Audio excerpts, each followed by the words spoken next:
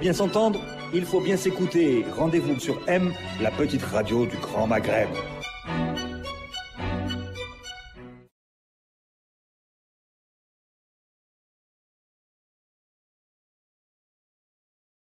Khalil Zaouia, bonjour et bienvenue à Radio M. Alors vous êtes depuis 2017 le président du parti Takatoul et vous succédez ainsi à votre mentor Mustafa Ben Jaafar qui avait créé ce parti d'opposition de centre-gauche en 1994 sous le nom de Forum démocratique pour le travail et les libertés. Alors pour nos auditeurs, Mustafa Ben Jaafar, pour rappel, a été président de l'Assemblée nationale constituante de 2011 à 2014. Vous auriez pu faire une carrière de chirurgien orthopédiste, d'ailleurs vous êtes un chirurgien orthopédiste reconnu, mais vous avez parallèlement un autre parcours, vous avez milité depuis étudiant et vous avez notamment milité au sein de la Ligue tunisienne des droits de l'homme depuis 1988 et vous étiez membre de son comité directeur de 2000 à 2011 dans des années très difficiles pour la Ligue des droits de l'homme dans l'opposition au président Ben Ali. Donc Khalil Zaouia, vous avez par ailleurs une réputation de rassembleur et de fin négociateur que vous avez déployée durant la campagne pour l'élection de l'Assemblée constituante en 2011, où votre parti obtient la 3e place en nombre de sièges à l'Assemblée constituante. On dit que vous êtes l'un des artisans du rapprochement avec la formation islamiste Nahda, qui a permis à Takatoul d'intégrer la troïka gouvernementale entre 2011 et 2014. Et dans le gouvernement Nahda, vous serez ministre des Affaires sociales de 2011 et 2012, c'est ça 2012 et 2013. C'est ça, dans le gouvernement de Ali Lariet. Non, de Hamad Ejbeli. Les deux, d'accord.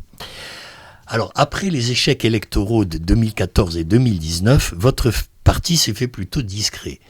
Mais vous réoccupez la scène politique de manière plus visible depuis quelques mois et le coup de force de Kais Saïd, et notamment au sein d'une coalition de 5 partis de gauche et du centre. Ces partis, ce sont Al-Jumhouri, parti républicain, le courant démocrate, Tayyar, démocratie, le parti des travailleurs de Hamal Hamami et Al-Qutb, l'ex-parti démocratique moderniste qui est né sur la scène en 2011. Ces partis d'opposition rejettent catégoriquement le référendum et le coup d'État je vous cite, le coup d'État de Kais Saïd et décident de combattre pour protéger le pays et préserver ainsi la démocratie et la révolution tunisienne contre le retour de la dictature. Ça, je cite à peu près un extrait de votre communiqué. Alors, est-ce que vous pouvez nous dire ce que ce front propose ? Khalil Zaouia. Bonjour et merci pour cette invitation. Cette coalition propose de mettre en échec le référendum. Pour que ce référendum n'ait pas lieu, parce que nous considérons que ce référendum va ouvrir la voie à la réinstauration d'un État autoritaire, voire à une dictature. Alors le référendum, je rappelle aux auditeurs que le référendum, c'est un référendum pour une nouvelle constitution que le président Kais Saïd veut proposer, et le référendum est prévu pour le 25 juillet. Oui, tout à fait. Et c'est un référendum qui va ouvrir la voie à un recul de la démocratie, des libertés en Tunisie et surtout de l'état de droit. Probablement, le projet de la Constitution est déjà prêt. Il n'y a pas eu de débat, il n'y a pas eu de discussion.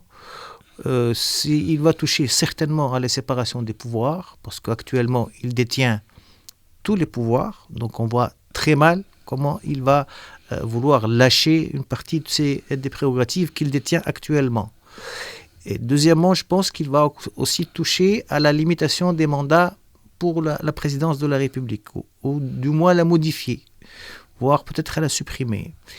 Et je pense qu'il va commencer à toucher aux libertés, et en particulier les libertés d'organisation, et même que probablement il va toucher à tout ce qui est liberté de l'action syndicale, qui sont des fondamentaux dans la Constitution de 2014. Bien sûr, le régime sera ultra-présidentiel, voire un pouvoir personnel, et avec un Parlement dont les prérogatives seront très faibles, en essayant d'instaurer par la suite, avec le système électoral, ce qu'il appelle le régime de base, c'est-à-dire un régime qui ressemble un peu à ce qui s'est passé en Libye avec une Jamahiria. Donc, avec une négation de l'action partisane et des partis politiques, une négation des corps intermédiaires et un pouvoir personnel dominant dans un pays comme le nôtre, quoi. Oui, voilà, donc ça c'est le projet de Kais Saied, dont on pense que il couchera donc toutes ces grandes idées sur papier dans la proposition de constitution qu'il fera. Mais vous dites qu'il n'y a pas de dialogue. Bon, il a ouvert un dialogue, dit-il, un dialogue national qu'il a confié à une haute instance, une commission présidée par le professeur de droit Sador Belaid. Alors, à ce dialogue national, il a malheureusement subi des revers importants, puisque de nombreuses organisations ont refusé, et personnalités ont refusé d'y participer, et notamment la puissante centrale syndicale UGTT. Alors, est-ce que vous pensez que le fait que le dialogue national subisse ce type de revers, est-ce que vous pensez que la voie vers le référendum va être chaotique, qu'on risque de ne pas y arriver? C'est possible, c'est ce que je souhaite, c'est ce que nous souhaitons tous, ceux qui luttent contre cette mascarade de dialogue national, puisque ce dialogue national est une mascarade. Il est basé d'abord sur une pseudo-consultation nationale électronique qui a échoué, puisque autour de 300 000 personnes y ont participé uniquement, avec très peu de la frange de la jeunesse, 16% d'après les chiffres officiels. On ne sait rien des chiffres réels. Et donc, se basant sur cette pseudo-consultation dont le contenu est très vague et orienté, il a poussé à créer une commission qui aurait dû voir le jour dès le 20 mars, mais qui n'a vu le jour qu'il y a une dizaine de jours, avec des gens sélectionnés, très sélectionnés, dont la majorité sont du même bord que le président, et bien sûr certaines organisations nationales, dont la plus importante, qui a refusé de participer parce qu'elle n'a pas accepté cet attelage et cette forme de débat, qui est l'Union générale des travailleurs tunisiens, qui est la puissante centrale syndicale. Donc ce refus-là rend tout ce débat-là caduc, et cette mascarade est devenue évidente aux yeux de l'opinion publique, dont le résultat de cette commission est déjà connu. On saura le contenu exact le 30 juin, d'après les délais prévus par le texte de loi. La centrale syndicale, on a rencontré ce mardi le secrétaire général, M. Nourdine Taboubi, qui a réaffirmé les positions de principe de l'UGTT quant à la démocratie participative, avec un dialogue national inclusif et une transparence, et bien sûr une feuille de route consensuelle. Et bien sûr, la commission du dialogue national ne doit pas être uniquement consultative. Donc, l'importance que les décisions prises dans le cadre du dialogue national soient contraignantes pour l'ensemble des participants. Et puis, il se pose la question, parce que cette commission qui est censée aussi s'occuper des problèmes socio-économiques, le gouvernement n'y participe pas. Donc, déjà, un point faible d'une importance cruciale. Donc, l'UGTT est déterminé à affirmer ses positions et à s'opposer à tout retour vers un régime autocratique. Et ça, c'est une excellente nouvelle pour la Tunisie. Et actuellement, il y a des consultations entre diverses associations de la société civile, particulier les journalistes, les femmes démocrates, des ONG telles que le Forum des droits économiques et sociaux, pour essayer de mettre en place une coalition de la société civile qui pèsera de son poids dans les journées cruciales qu'on va vivre bientôt. Alors, donc vous venez de nous parler du rôle important de l'UGTT.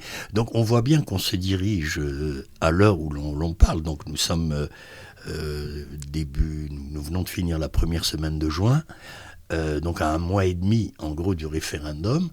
On comprend bien qu'on va vers une confrontation. Sera-t-elle violente, on verra, mais on va vers une confrontation entre Kais Saïed et le camp de Kais Saïed, donc les quelques partis politiques, très peu, il faut le dire, qui l'accompagnent, et de l'autre côté, une opposition qui s'élargit de plus en plus, et notamment à des sphères importantes de la société civile, et le syndicat, vous venez d'en parler. Alors, ce front de 5 partis, vous dites, nous nous opposons, c'est un front qui s'oppose, une coalition qui s'oppose au référendum d'abord. Pourquoi est-ce que c'est uniquement le référendum ou est-ce que c'est une coalition qui s'oppose au pouvoir de Kais Saïed? C'est-à-dire que certains, comme le Front de Salut National ou d'autres, ou même Hamal Hamami qui est membre de votre coalition, dit, notre but c'est de faire chuter Kais Saïed. Alors, est-ce que l'objectif, c'est le référendum, c'est qu'une étape, mais que l'objectif, c'est bien la chute de Kais Saïed? C'est certainement une étape, puisque le but, c'est que ce référendum n'ait pas lieu et que tout le monde retourne à la table de négociation et de dialogue. Par la suite, quelle solution proposer et dans quel cadre? Je pense que si le référendum n'a pas lieu, le Kais Saïed, sa position va être très difficile à tenir. Et donc on verra en temps opportun qu'est-ce qui est le mieux pour la Tunisie.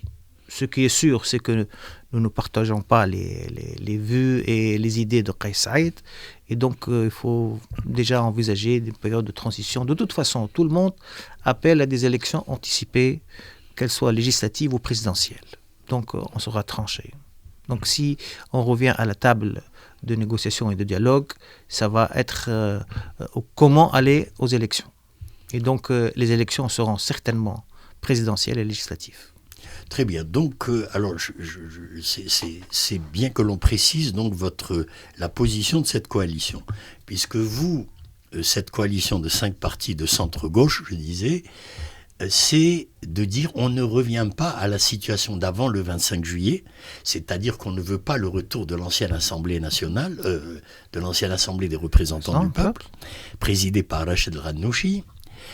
Mais par ailleurs, il y a d'autres opposants farouches à Ben Ali, notamment le Front de Salut National, qui est dirigé par Ahmed Najib Chabi, qui a décidé, qui a choisi de s'allier avec Nahda et avec d'autres mouvements de la société civile, citoyens contre le coup d'État, etc., et qui, eux, veulent un retour à l'ordre constitutionnel d'avant le 25 juillet. Donc, alors, la question que je pose est que, en gros, ces 2 fronts, d'ailleurs, le front d'Ahmed Najib Chabi lui-même, vous faites partie à peu près de la même famille politique, en gros, vous et lui. Et donc, on se rend compte que si les islamistes ont été écartés du pouvoir, certes, mais ils sont encore au centre de la vie politique, finalement. Puisque, d'une part, Kais Saïed, lorsqu'il parle d'assainissement des institutions, en fait, il parle de Nahda. Il veut éliminer tous les agents de Nahda qui sont dans l'administration et dans les institutions. Et vous, du côté de l'opposition, la ligne de clivage, c'est avec Nahda ou sans Nahda. Alors, est-ce que vous ne vous mettez pas dans une position inconfortable, l'opposition, en ne gommant pas cette ligne de clivage? Parce que ce serait mieux, non, d'être une opposition plus unie, plus soudée pour contrer le programme de Kais Saïed. D'abord, le problème, c'est que Nahda et ses alliés, en particulier ceux qui étaient dans la coalition au sein du Parlement dissous, c'est-à-dire Qalb Tunis et Tilaf al-Karama. Cette coalition, c'est elle qui a avili le Parlement, qui a bloqué les institutions, qui nous a obligés à avoir un gouvernement incompétent, notamment par rapport à la crise du Covid. Et donc, je pense que revenir à un Parlement qui est dominé par cette coalition serait une catastrophe pour le pays. Donc, il n'est pas question qu'on y revienne. Alors, aussi, la Tunisie n'est pas condamnée à être soit avec Nahda, les Tunisiens ne sont pas condamnés à être soit avec Nahda, soit avec une vision autoritaire ou une vision de l'ancien régime de Ben Ali, comme la vision de Abir Moussi. Donc il faut qu'il y ait vraiment une troisième voie, qui est une voie de la démocratie sociale, qui est une voie qui effectivement peut prendre en charge la transition démocratique et surtout établir un programme de réforme structurelle, que ce soit pour instaurer l'état de droit, la démocratie, ou pour faire des réformes sociales et économiques qui permettent à la Tunisie de progresser sur ce plan-là, ce que réclament les Tunisiens, puisque au bout de 10 ans, plus après la Révolution, la crise économique et sociale, elle est majeure en Tunisie et actuellement, nous avons des difficultés à négocier avec le FMI. Donc, c'est là tout l'enjeu. Donc, on n'est pas obligé d'être avec eux. Si aujourd'hui il y a une intersection dans les positions politiques par rapport à Kais Saïd, ce n'est pas un problème, mais ce qui est sûr, c'est que cette coalition-là n'a pas retenu les leçons de ce qui s'est passé avant le 25 juillet, ne reconnaît pas ses erreurs. Malheureusement, par l'attitude de Kais Saïd, ça a relancé Nahda. Nahda, maintenant, elle est un peu requinquée.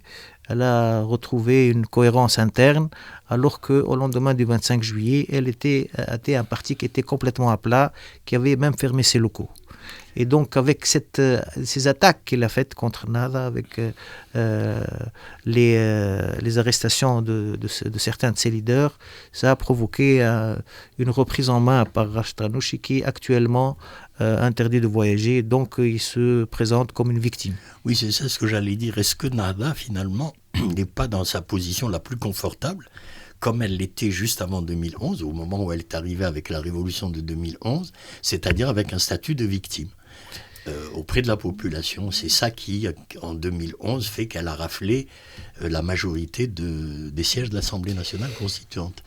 Ce qui a changé fondamentalement en Tunisie, c'est l'attitude de la population en général par rapport à Nahda. Il y a actuellement un rejet très très large de la population par rapport à l'islam politique représenté par Nahda et surtout par Rachid Ghannouchi.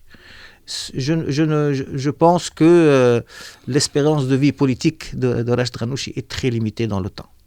Je ne pense pas qu'il ait un avenir politique dans les mois qui viennent. Donc, c'est ce qui a changé fondamentalement. Aujourd'hui, même si l'action de Kais Saïd tend à renforcer ce parti, mais aux yeux de la population, ça ne représente plus l'avenir du pays, tellement ils ont nui au pays. Et je sais ce dont je parle, puisqu'on était en coalition avec eux et en 2012 et 2013. Et je connais leur attitude par rapport à la notion d'État, à la notion de démocratie, à la notion de liberté, qui était à géométrie variable. Donc, c'est difficile maintenant que les Tunisiens redonnent confiance de manière importante à ce mouvement.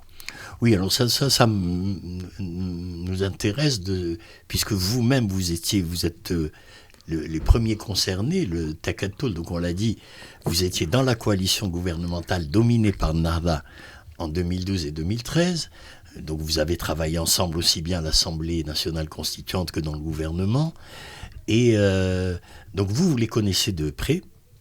Est-ce que, et vous venez de faire le constat que la population rejette de manière très massive Nahda et surtout la personnalité de Rachid Ghannouchi. Donc comment est-ce que vous voyez l'avenir donc de l'islam politique, je veux dire, pas que Nahda, puisque Itilaf el-Karama est une excroissance radicale de Nahda. Comment est-ce que vous voyez pour la Tunisie, parlons de la transition démocratique de manière plus générale en Tunisie, est-ce que vous pensez peut-être qu'une des réussites, je dirais, de la transition démocratique, c'est d'avoir clarifié les choses sur le rôle de l'islam politique dans la construction d'un système démocratique? Alors, ce qui est frappant, c'est que c'est un parti dont le programme politique et la finalité s'est terminé en 2011. C'est un parti qui n'a aucune vision sociale ou économique pour le pays, aucune, et ce qui est encore plus dramatique, c'est qu'il ne peut pas en avoir. C'est un parti qui est actuellement obnubilé par sa participation au pouvoir. C'est ce qui a fait toute sa stratégie depuis 2011-2012 et surtout après 2014. Comment être au pouvoir? Parce que quitter le pouvoir pour lui, c'est perdre de l'influence, c'est péricliter. Ils n'ont aucune vision. D'ailleurs, on le voit, ils ont eu, 40% des municipalités, la présidence des municipalités, mais rien de significatif. Même à l'échelon local, ils n'arrivent pas à élaborer une vision. Je trouve que c'est dramatique parce que quand même certains d'entre eux ont une expérience, ont des diplômes, ils sont bien formés, mais c'est cette vision de la politique à travers la religion et à travers le hawiya, comme on dit chez nous, qui les a bloqués. Et c'est un projet qui, à mon sens, est terminé. Il ne reviendra plus. Sauf que l'islam politique est une donnée socio-culturelle importante dans nos pays et il va y avoir certainement une forme de continuité. Je ne sais pas comment ça va se révéler, mais en tout cas, ils sont en perte d'influence très très importante de par l'absence de vision et aussi de par une stratégie catastrophique. Ce qu'ils ont fait en 2019 était catastrophique, notamment vouloir mettre Rachid Ghannouchi à la présidence du Parlement était une erreur stratégique qu'ils sont en train de payer fortement. Très bien, alors, mais peut-être à leur décharge, est-ce qu'on ne peut pas dire, en tout cas pour Nahda, je ne dirais pas ça de l'ensemble des organisations de l'islam politique, mais est-ce qu'on ne pourrait pas dire tout de même que Nahda, sous les coups de boutoir des démocrates en Tunisie, que Nahda a quand même changé, que Nahda s'est essayé à la démocratie, a essayé d'utiliser les outils de la démocratie, et que finalement beaucoup de dirigeants de Nahda, par exemple, qui ont quitté Nahda aujourd'hui, on peut citer l'ancien ministre de la Santé Abdeltif Mekki, Samir Dilou, des gens comme ça, qui sont finalement des démocrates, enfin qui s'avèrent, dans le langage et dans leur pratique, être des démocrates qui ont appris simplement au contact de... Est-ce que vous ne pensez pas qu'on peut envisager une sorte de transformation de l'islam politique, en tout cas à la lumière de l'expérience tunisienne, que l'apprentissage démocratique finalement a des vertus, y compris chez l'islam politique? Certainement. C'est qu'ils ont été obligés à accepter le jeu et les mécanismes de la démocratie, et que ça a une influence. Mais actuellement, c'est un parti qui est figé avec des dirigeants qui sont dans la même optique, qui sont en place depuis 40 ans. Et le changement ne peut se faire qu'à travers les générations. J'espère qu'il va y avoir une ouverture et que ça va être un parti qui va se séculariser progressivement, adopter la démocratie, le principe de la démocratie et des libertés. Mais comme c'est un parti qui est basé sur la religion et sur une vision à travers la religion, il faut que fondamentalement ils changent. Parce que si on leur dit, alors, quelle est votre vision par rapport à la réforme de l'économie? Est-ce que vous êtes pour une économie de marché ouverte ou bien est-ce que c'est un État dirigiste? Ils n'ont pas de vision. Bien sûr, ils sont plutôt libéraux. Plutôt libéraux. Mais ils ne sont pas libéraux dans le sens classique du terme, c'est-à-dire plus capitalistes. Non, ils sont plutôt pour un rôle très, très faible de l'État.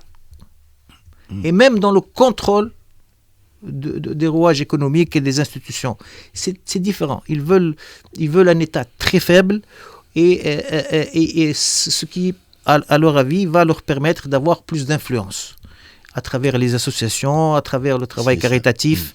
Et ils veulent que l'État intervienne très peu dans la vie sociétale en général. Et ça, c'est différent. Ça, c'est une vision différente. C'est la vision des frères musulmans.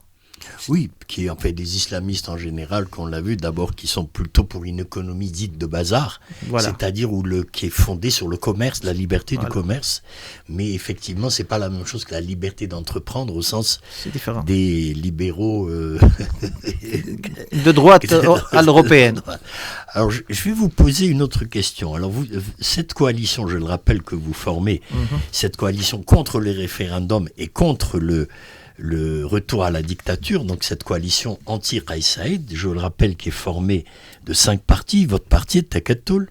Est-ce qu'on dit toujours en français le Forum démocratique pour tout à fait. Pour le travail et les libertés? Tout à Très fait. bien. Donc, Takatoul, le Parti républicain, le Jumhouri, le courant démocrate, Tayyar Démocrati, dirigé par Razi Chawashi, le Parti des travailleurs, l'ex-POCT de Hamal Hamami, et Al-Qutb, l'ex-parti démocratique moderniste ou démocrate moderniste, je ne me souviens pas, dirigé par Riyad Ben Fadel. Alors ces partis gauche, centre-gauche, comment est-ce qu'ils voient? Alors vous dites que vous n'êtes pas fermé éventuellement à rejoindre ou à faire des jonctions avec le Front de Salut National dirigé par Ahmed Najib Chabi, dans lequel il y a Nada. Donc, a priori, si j'ai bien compris. Hein. Donc, faire une jonction, c'est... Non, c'est ce que vous avez dit tout à l'heure. Après tout, peut-être, pourquoi pas. Bon, est-ce que si la lutte contre Kais Saïed nécessite que quand je dis jonction, qu'il y ait des actions communes, par exemple, je ne parle pas de jonction organique, au sens... Certainement qu'il va y avoir des jonctions sur le terrain, plus on se rapproche de la date du référendum, certainement. Je rappelle que on s'était posé à la loi sur la réconciliation, tous les partis politiques sont descendus ensemble sans qu'il y ait de coordination réelle. À un certain moment, même Nahda est descendu dans la rue avec nous. Bon. Mais ce n'était pas une coordination. D'accord. Alors, il y a un autre courant politique qui est important en Tunisie, c'est ce qu'on peut appeler les nostalgiques de l'ère Ben Ali, c'est-à-dire le parti d'Historiens libres dirigé par l'avocate Abir Moussi, qui dans tous les sondages, dans toutes les enquêtes d'opinion, la place en tête si les élections législatives avaient lieu demain. Or, elle est violemment anti-Kais Saïed, mais violemment anti-Nahda et anti-Ranouchi également. Et elle également refuse de discuter avec vous ou avec les gens du Front du Salut National, évidemment, puisqu'il y a Nahda. Comment est-ce que vous voyez? Or, on sait que dans l'opinion, ça représente quelque chose, c'est important. Est-ce que vous pensez qu'il est possible d'aller travailler, discuter avec les Destouriens, le parti Destouriens libre, ou non?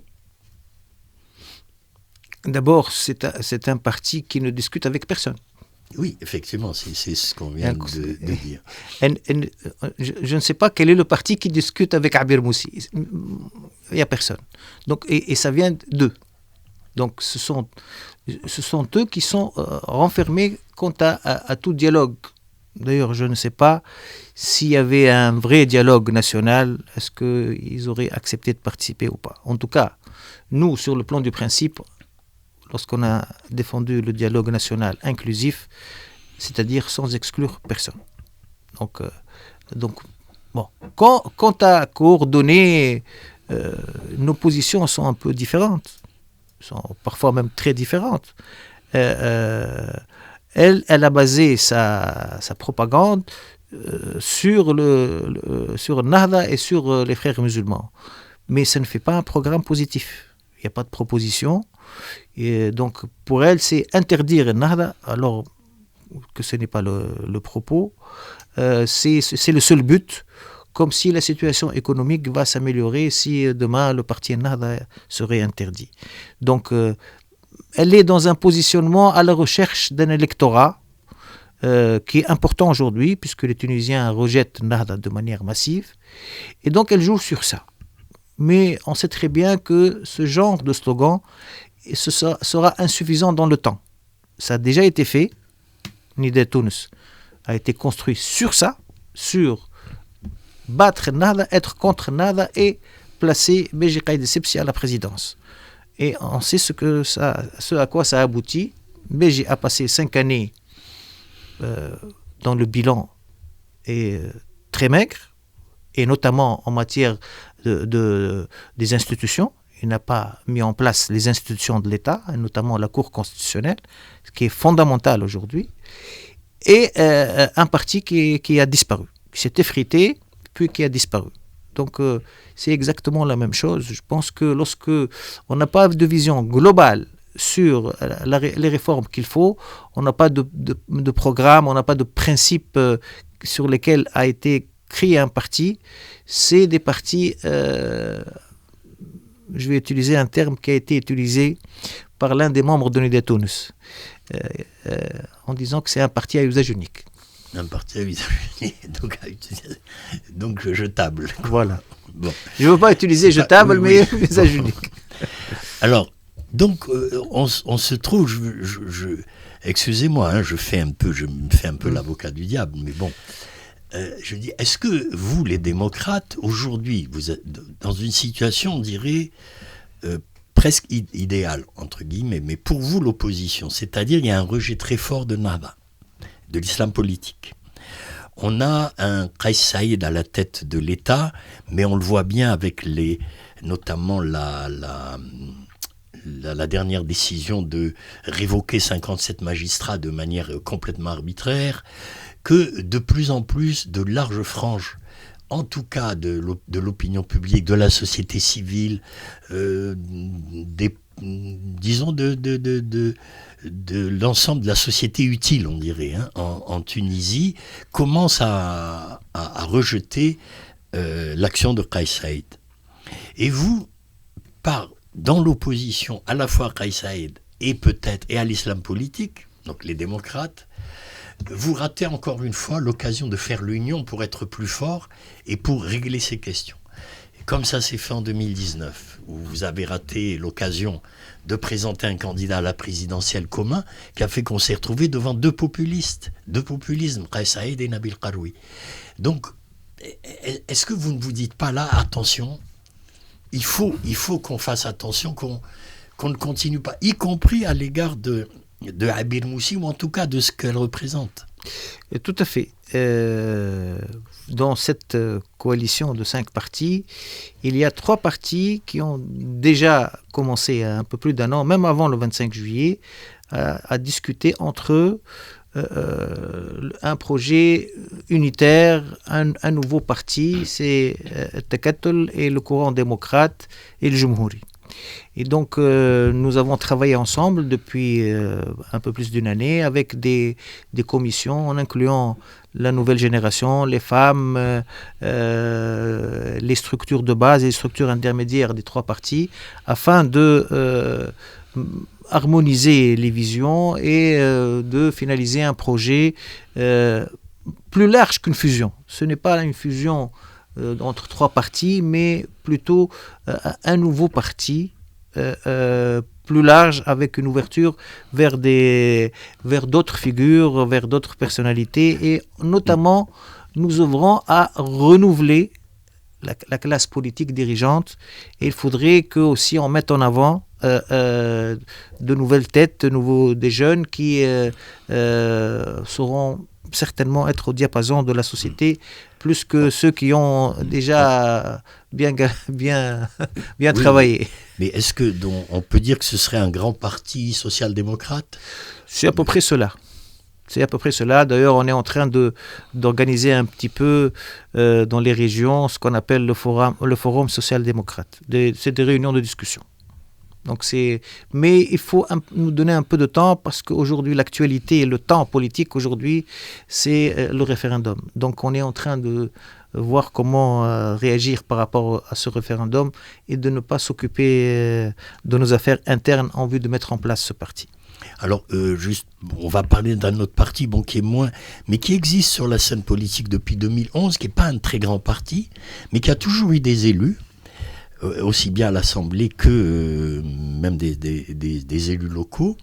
C'est le parti Affaire Tounes, qui est un parti plutôt, on dirait, pour simplifier, un peu de libéral, un peu de droite, mais un parti démocrate, moderne. Alors, est-ce que vous envisagez, on ne le voit nulle part, ni dans votre coalition, ni dans celle du Front de Salut National, et pourtant son leader, Fadel Abdelkafi, est un des opposants acharnés à Kais Saïed, et il semble que Kais Saïed lui voue une haine légendaire. Alors, et en plus, il est assez apprécié, en tout cas, dans les médias, il est souvent invité, c'est un économiste qui a une vision clair de ce qu'il veut faire de la Tunisie. Est-ce que vous avez des liens avec eux, avec ces libéraux ?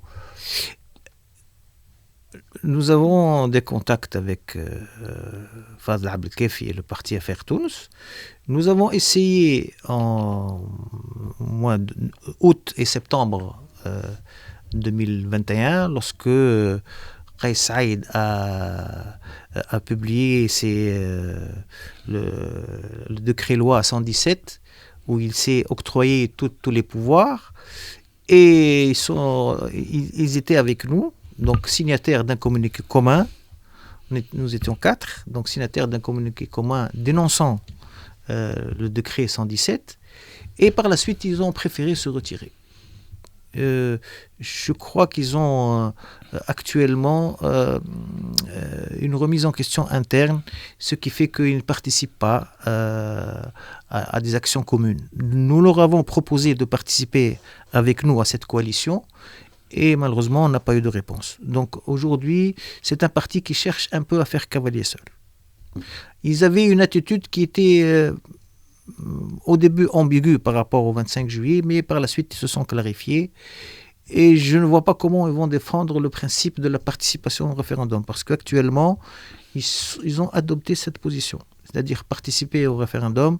On verra si le texte proposé est mauvais, on appellera à voter non. D'accord, donc ça c'est leur proposition. Donc c'est leur effectivement, proposition. c'est pas. On a tout fait pour les ramener avec nous sur une plateforme qui est souple, mais malheureusement c'est une attitude qui vient de leur part. Très bien. Alors pour finir, là on a fait le tour pour nos auditeurs, c'était bien de faire un peu le tour du spectre, le très large spectre du champ politique tunisien, à un mois et demi donc du référendum que Kais Saïed, le président Kais Saïed, veut absolument faire passer en Tunisie. Alors est-ce que avec cette coalition, la manière dont les choses avancent dans vos contacts, est-ce que vous allez sur le terrain ? Comment est-ce que vous sentez les chances qu'on n'aille pas au référendum, ou en tout cas que le référendum soit un échec, c'est-à-dire qu'il n'y ait pas de participation ? Nous avons un programme de déplacement vers les régions. D'ailleurs, ce samedi, on commence par Sfax. Donc il y a une grosse manifestation qu'on essaye de préparer à Sfax pour présenter notre position et présenter la coalition. Et puis, je pense que le front du refus, comme on dit, est en train de s'élargir nettement à la société civile et à beaucoup de franges de l'élite utile ou l'élite importante ou influente dans le pays, et ça rend la situation de Kais Saïed intenable de plus en plus. Lorsqu'on voit des positions qui viennent de l'étranger, l'isolement de la Tunisie est très important. Aujourd'hui, la Confédération syndicale internationale a sorti un communiqué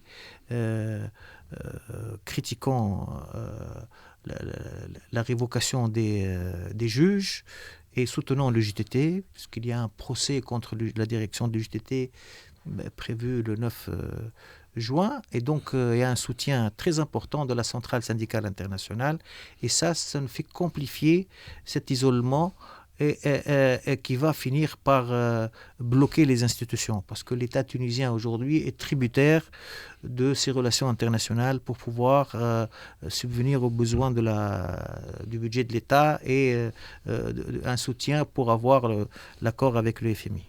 Alors, vous parlez d'isolement international et tout, on va finir là-dessus.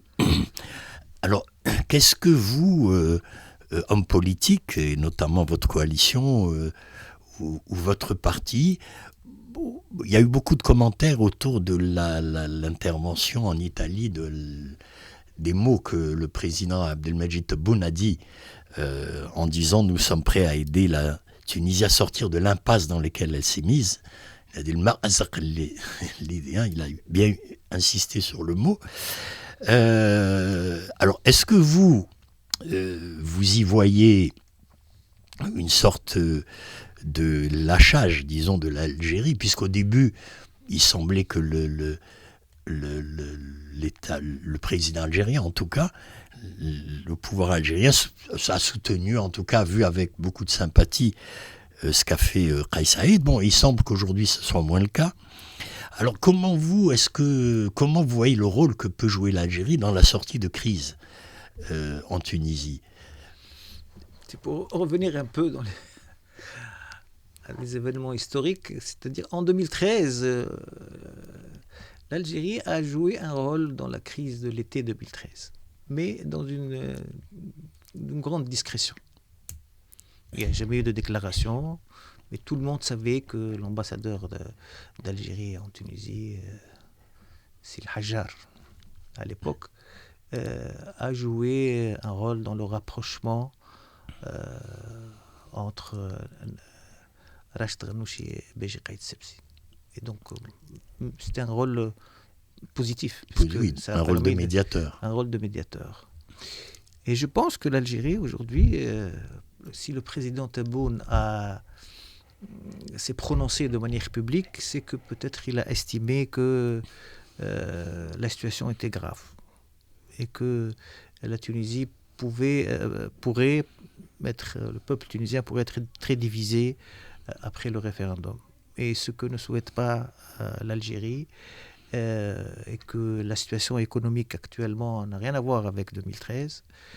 Actuellement, avec la guerre de l'Ukraine, les besoins de la Tunisie sont accrus, notamment en matière d'énergie et en matière de blé et tout ce qui est denrées alimentaires. Et donc, avec une crise et des difficultés avec le FMI, tout ça risque de faire tomber la Tunisie dans une sorte de gabegie, de non-État. Donc ça inquiète beaucoup l'Algérie. Donc je pense que le président Tebboune a fait cette déclaration presque comme par dépit. Mais vous pensez qu'ils peuvent jouer un rôle éventuellement de médiateur un peu? Vous pensez qu'ils pourraient calmer un peu Kais Saïed ou le faire revenir un peu à... Ou est-ce que c'est mission impossible avec ce... Je ne pense pas qu'il y ait pour convaincre une personne qu'il y ait des missions impossibles. Mais je pense que c'est très difficile. Et que finalement, Kais Saïed ne sera convaincu que lorsqu'il arrivera au bout du chemin, au bout de l'impasse.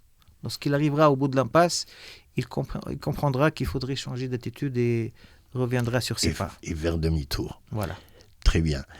Eh bien, merci beaucoup Khalil Zaouia. Je rappelle aux auditeurs que vous êtes président du parti Takatoul, le Forum démocratique pour le travail et les libertés, et que vous êtes membre fondateur d'une coalition de 5 partis qui a décidé de combattre Kais Saïed et surtout de faire tout pour que le référendum constitutionnel du 25 juillet n'ait pas lieu.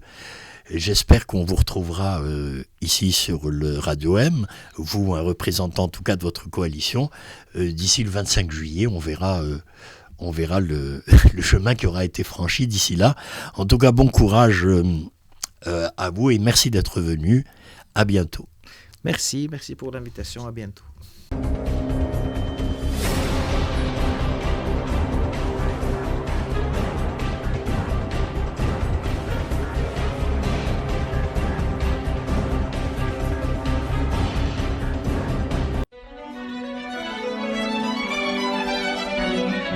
Pour bien s'entendre, il faut bien s'écouter. Rendez-vous sur M, la petite radio du Grand Maghreb.